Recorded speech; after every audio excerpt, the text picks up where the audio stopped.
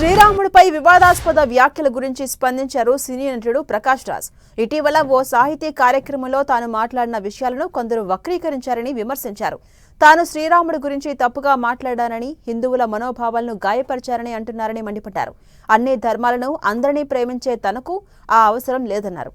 కొందరు రాజకీయ నాయకులు తాను అడిగే ప్రశ్నలకు సమాధానం ఇవ్వలేక హిందూ వ్యతిరేకగా చిత్రీకరించేందుకు ప్రయత్నిస్తున్నారని ప్రకాష్ రాజ్ ఆరోపించారు.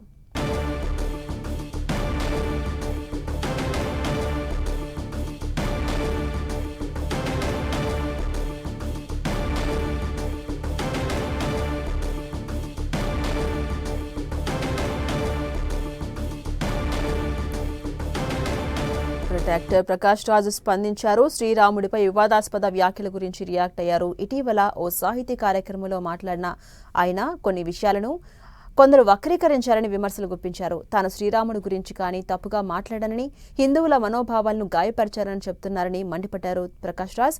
అన్ని ధర్మాలను అందరినీ ప్రేమించే తనకు అటువంటి అవసరం లేదని వ్యాఖ్యలు చేశారు. కొందరు రాజకీయ నాయకులు తాను అడిగే ప్రశ్నలకు సమాధానం ఇవ్వలేక ఇలా హిందూ వ్యతిరేకగా చిత్రీకరించే ప్రయత్నం చేస్తున్నారంటూ విమర్శలు గుప్పించారు ప్రకాష్ రాజ్.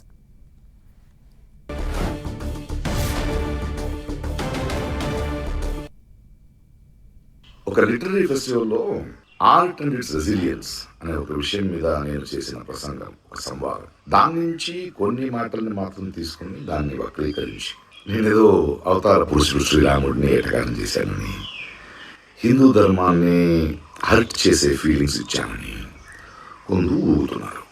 అన్ని ధర్మాన్ని అందరినీ ప్రేమించే నాకు అవసరమైతే లేదు.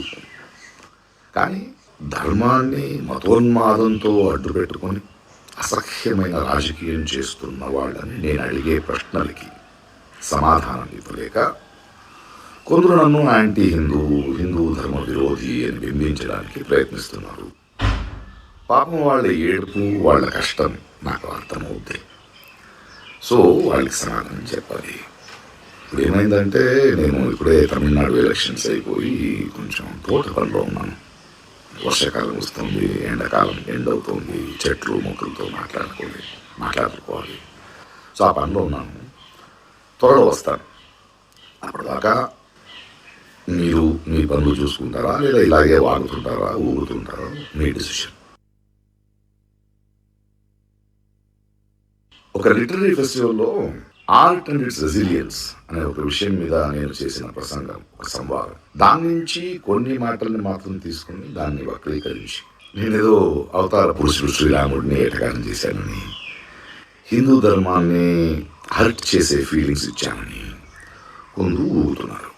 అన్ని ధర్మాన్ని అందరినీ ప్రేమించే నాకు అవసరమైతే లేదు.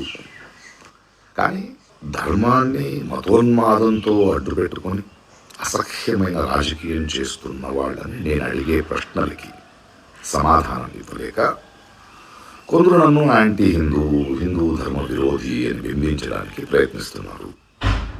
పాపం వాళ్ళ ఏడుపు, వాళ్ళ కష్టం నాకు అర్థమవుద్ది. సో వాళ్ళకి సమాధానం చెప్పాలి. ఇప్పుడు ఏమైందంటే నేను ఇప్పుడే తమిళనాడు ఎలక్షన్స్ అయిపోయి కొంచెం తోట పనిలో ఉన్నాను. వర్షాకాలం వస్తుంది, ఎండాకాలం ఎండవుతుంది, చెట్లు మొక్కలతో మాట్లాడుకోవాలి. సో ఆ పనిలో ఉన్నాను. త్వరలో వస్తాను. అప్పటిదాకా మీరు మీ పనులు చూసుకుంటారా లేదా ఇలాగే వాగుతుంటారా, ఊగుతుంటారా, మీ డిసిషన్.